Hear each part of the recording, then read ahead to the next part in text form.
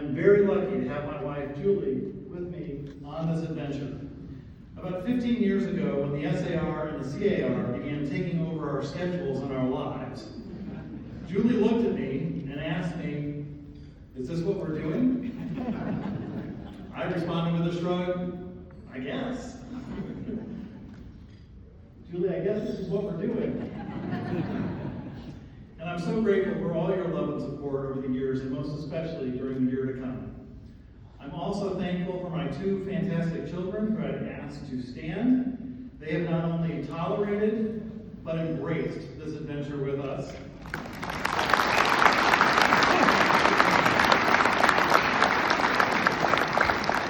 I'm so very proud of both of them. Will, by the way, your Master of Ceremonies, has been enjoying being the highest ranking Elston since he was sworn in as National First Vice President of the CAR this April. Will, that's over. I outrank you again. Speaking of the CAR, I am just so grateful for all of the friends that I've made among the members and the seniors of the Children of the American Revolution. Gentlemen, it's great to have junior members of the SAR, but the CAR is designed for children, and it is the best way to make new members of the SAR and the DAR, to get them involved in the Children of the American Revolution.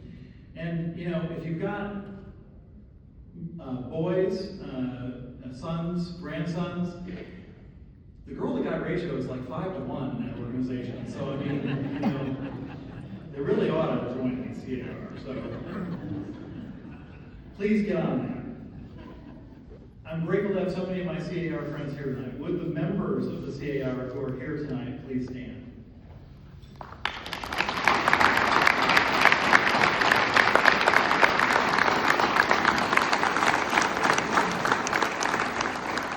And the senior leaders of the CAR who are here with us tonight, please stand.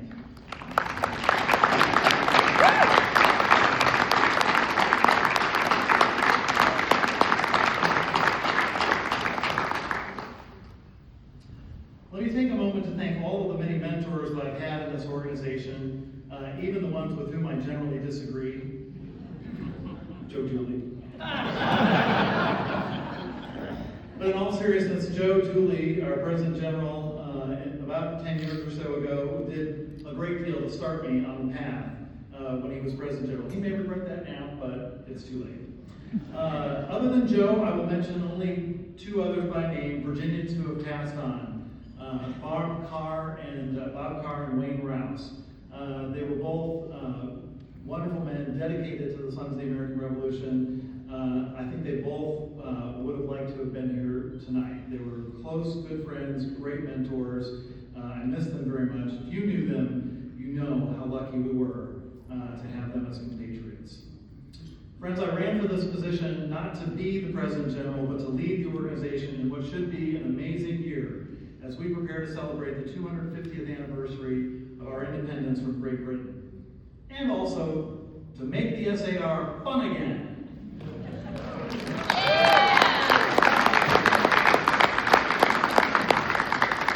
As Lindsay Brock's friend, the late Queen Elizabeth II, once said, "Let us not take ourselves too seriously. None of us has a monopoly on wisdom." In all seriousness, gentlemen, let us not take ourselves too seriously. It's not the DAR. For crying out loud.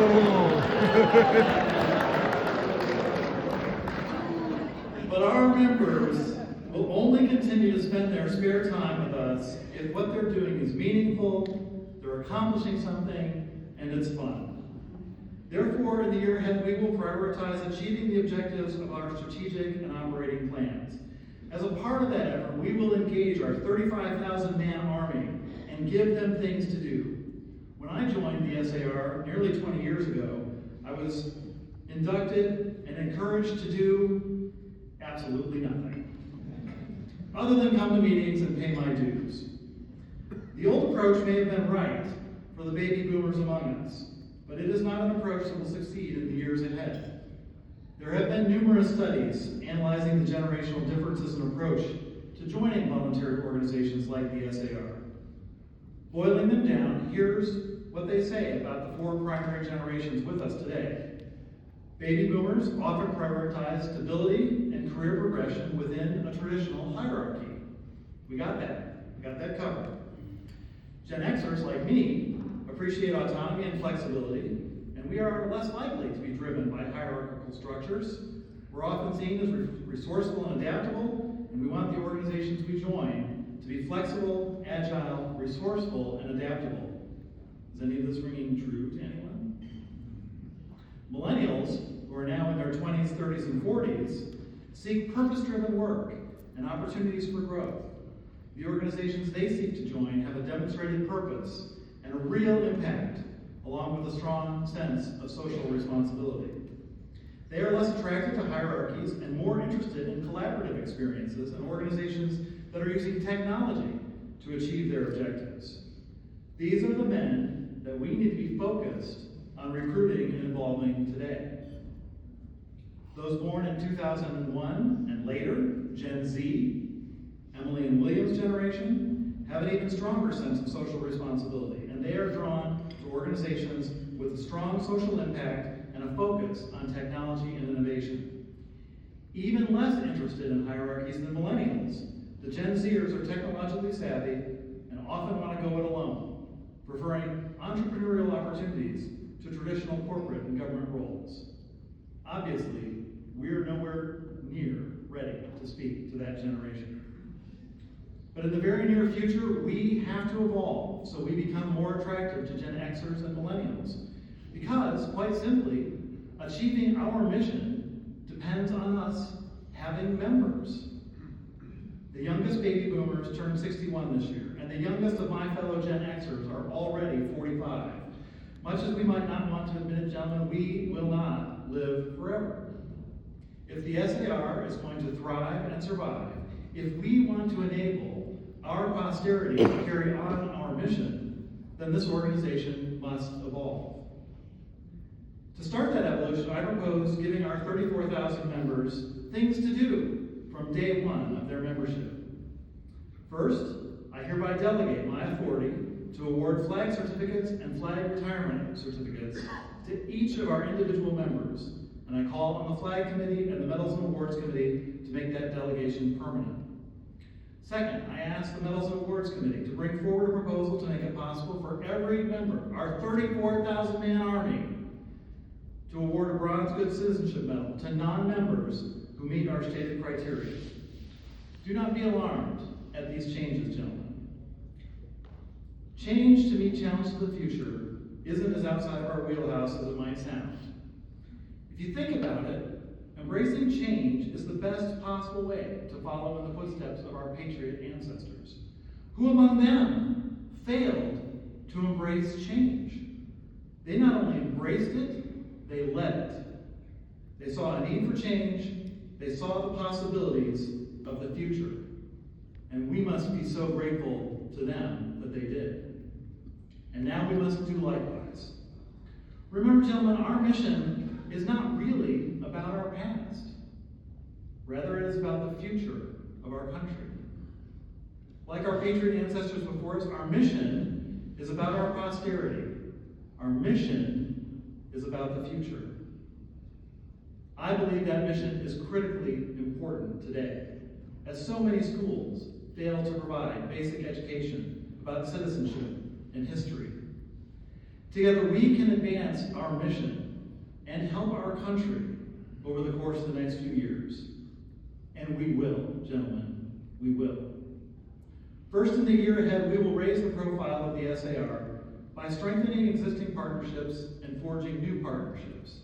And we will raise the profile of the SAR in Louisville by engaging in the Louisville business community and with local political leaders, supporting other local businesses and organizations so that they, in turn, will support our efforts, like the Education Center and Museum that we're building. To that end, we'll focus on partnerships with other organizations at the national, state, and chapter level to better achieve our objectives. We will honor successful existing partnerships, and we will encourage new partnerships with appropriate awards to recognize our state societies and chapters. I mean, what would the SAR be without more awards, right? Let's hear it for more awards. All right. I will ask the Council of Stake Presidents and the Medals and Awards Committee to lead that effort. We will publicize our partnerships and give appropriate credit to our partners on our website. Second, we will strengthen our relationship with the children of the American Revolution, because today's youth are the future of our country. The members of the SAR are, quite literally, our posterity.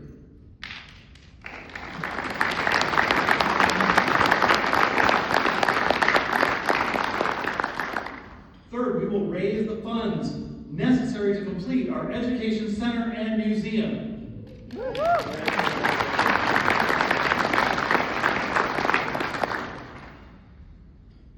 And we will support our First Ladies Project, which will be to raise funds for the display in the Education Center and Museum that will tell the story of General George Washington and the Newburgh Conspiracy.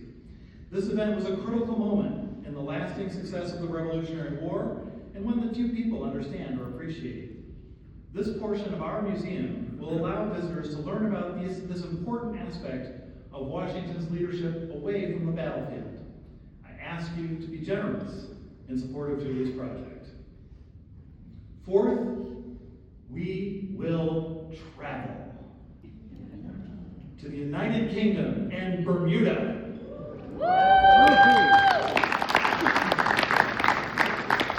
In the UK, we will honor the British ancestry of so many of our patron ancestors, most especially George Washington. We will celebrate one of our most famous members, Winston Churchill, at his place of birth, Blenheim Palace.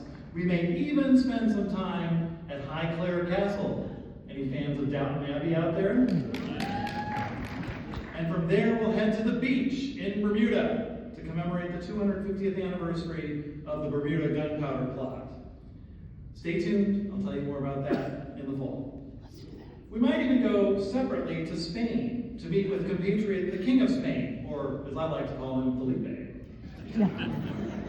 But to get ready for the Bermuda leg of the trip, we'll have beach night, and maybe even a Jimmy Buffett cover band on Friday at the fall leadership meeting. So remember, when you come to Louisville, pack your Hawaiian shirts and your shorts for Friday night. In short, gentlemen and ladies, we will have an adventure together in the year ahead, and we will make the SAR fun again. God bless the United States of America. God bless the SAR.